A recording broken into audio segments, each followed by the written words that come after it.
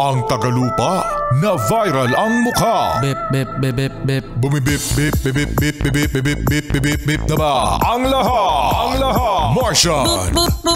And Rico Panyero. Bip bip bip bip bip. Bip bip bip bip bip bip.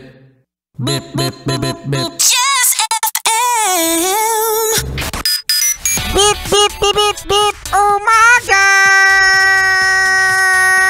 Mga yes friend. Bip bip bip bip bip.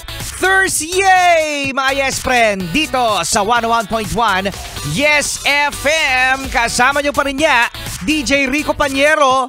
Bip bip bip bip bip. At nagsasakap sa Earth. Ang favorite yung alien, yung cuteness overload. Martian. Ang cute-cute ko talaga, grabe, nakakagigil. Buhat na buhat ng bangko. Sa mga yes friend natin na mayroong mga alagang mga hayop, mga yes friend, no? Alam nyo ba na sa ganitong init ng panahon, apektado rin sila. Kahapon pag uwi ko, no, yung beagle ko, si Peanut, meron ako alagang beagle, Martian. Ngayon pag uwi ko, haba ng dila. Tapos hingal na hingal. Natakot ako kasi sabi ko, hala, baka ma-heat stroke yung aso ko. So ang ginawa ko mga yes friend, kumuha ko agad talaga ng yelo. Yung ice cube, no? Tapos nilagay ko sa mismong bowl para ngat-ngatin o kaya naman ay mainom, ma-candy. Wow, yung aso nagki-candy. Kasi kailangan mga yes friend na malamigan sila.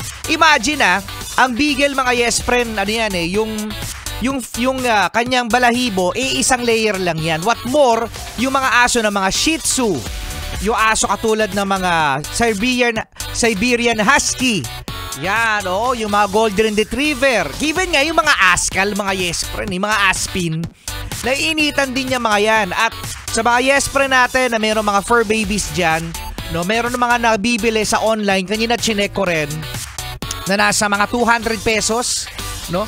Yung cold pad, no?